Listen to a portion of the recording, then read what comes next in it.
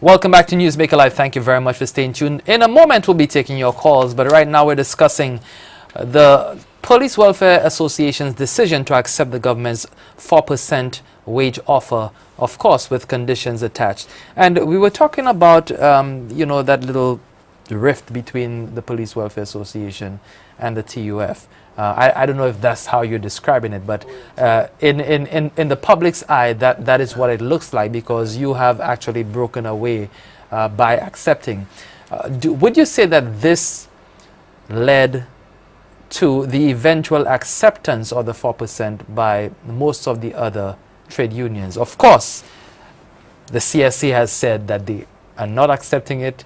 They're stuck on the 9.5% as what they're going to accept from government. 9.5 or strike, from what I'm hearing, as of Friday. So this is something that we can look forward to. Do you believe that because the police accepted the 4%, you backed the other unions into a corner where they had to accept the 4%? Clinton, and to answer your question, I've heard that, but I've not paid much attention to that, because we are tasked with representing the Police Welfare Association. And I am saying to you, we got all the mud thrown at us for bringing all facts to our members and getting a mandate from our general membership. And even after that, there was talk that government could afford whatever percentage they were saying or what have you. And I also heard that 1 out of 76, well, I know that, and that we are still strong and that will not weaken us and what have you. A few days after, I heard that the movement have been weakened and because police have accepted and what have you, what have you, what have you. It just seems to me that the workers were better informed after the meeting and what have you, and I speak of the teachers and possibly the fire that I know of. The others, I don't have any confirmed decision from them. The workers were just better informed. It's just that we were better informed 2 weeks or a week before that. It seems like that. Because we brought everything, and I will not blame the workers for demanding what they demanded and acting in the way they acted. You act based on information that is presented to you. And I think had all the facts been placed before the other public sector unions and associations, like we did for the police, we would have been in a much better position at this time. Now you're going to enter another triennium as of the end of March. Yeah, right? 18 and 19 days. The triennium ends in 18 days, right, and the new one starts in 19. What is in the future of the TUF as far as negotiations? Because this would have been something that is fresh. Of course, the mud has been thrown at police, as you intimated a short while ago. Does that weaken the organization, the federation? Does it go in limping into negotiations because, there is this perceived split, or if it's not perceived, this evidence split among the members of the TUF? Clinton, I could tell you, our focus, and we remained focused throughout the triennium and then the times we negotiated, and the aim was to present. We've not augmented or taken off anything from the proposal that we presented to the government for negotiation. And I say government because of continuity, because you had 2 different administrations. But the same proposal remained. We remained focused, and we were trying to get some benefits. I could just take you to it, especially as it relates to the allowances. And I could tell you it is historic. This is the first time that police officers have received. We got 4 new allowances as part of our negotiations, and that was presented since 2010.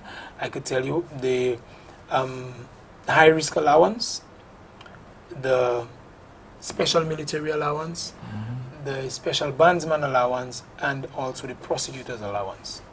Those were 4 new allowances that we were able to justify and to get on the books. As I told you earlier, we did not receive the actual amount that we proposed, but it's a negotiation. We got it, and we got it on the books. So now, since the triennium starts in 19-20 days, whatever time that we present it, present a new, or the police or the different associations and unions. For us, all we have to do now is to build on that base we've just created there. And I could tell you, the high risk, just permit me to mention the high risk allowance, because we are very excited about it. It has a two-tier approach where the high risk allowance, it's an incentive. Also, it has a psychological side to it, that your employer have considered giving you a high risk allowance where there's consideration for what you've done and what have you. Although they have other stuff that actually help to that, but the high risk allowance have been negotiated for about 25 years or so. We are not the first negotiating team to present it for negotiation. And I can tell you that high risk allowance, it created history locally, and it has also created history regionally. This is the first time that a police force have received a high risk allowance for all police officers. We were able to justify it, and this is a win-win situation. Antigua, because there's something called the CFPWA, which is the Caribbean Federation of Police Welfare Associations, Caribbean, Trinidad, Jamaica, and what have you. And I'm in tune with all the presidents, all the members. And we speak about like issues and where we differ and what have you. So we are very much in tune with each other. And I could tell you, Trinidad police don't get a high risk allowance for every police officer. Jamaica, and you go with the works. There is a high risk allowance, so they name it slightly, the name may vary. Certain departments, it's applied to certain departments. But we in St. Lucia, especially the climate that we're in, we were able to, on the negotiating team, and I want to say hats off to you all, that we were able to justify getting a high risk allowance for every police officer. The special military allowance is, we got it for the SSU department and the Marine Marine department. The bandsman allowance is for the police band, certain members. You put that in, right? Of course, Clinton, of course. But it was well justified. It is well justified. And you also have the prosecutor's allowance. It's an allowance that was applied before. It was taken away, and we were able to get it back on the books. Albeit that we did not get it monthly, we got it annually. But it's back on the books, and we hope that we could build on it to get it back. Now, it was also said that, well, obviously to me, it would be that the 4%, the fact that you accepted the 4%, if there were any negotiation to follow, if the unions did not accept but were able to settle with the government at a higher rate, of course the police would also benefit. And some people were of the view that the police would be piggybacking on the hard work of the rest of the unions, you know, because government does not see police officers or teachers. Government records in categories grade 1, grade 2, grade 3, and the various levels within those grades. No, I wouldn't put it that way, because I could tell you, just before you speak, I could tell you, there are quite a lot of members within the public service that are not members of unions, and they enjoy the same benefits and what have you. That you understand? They enjoy the same benefits. So I wouldn't put it that way, but you could go ahead. Basically, based on where we are, the 4% is a lot more than a grab. I really, really do not foresee the employee being able to go beyond that without significant and serious consequences for our country. And they've indicated it though. And it's clear. And the IMF report, the part of the IMF report that I read on St. Lucia for 2012 also alluded to that fact as well, that there should be restraint and in wages and subsidies. So when we're talking about subsidies, we're talking about flour, cooking gas, we're talking about petrol, we're talking about rice, sugar, what other commodities, you know, those things that the government subsidizes on a daily basis. The IMF is asking the administration to cut back on those in order to bring the debt level under control. So any idea that government will offer something higher and then, okay, we'll piggyback. The reality is, let's say for instance, government offers 6%. or even the 9.5%.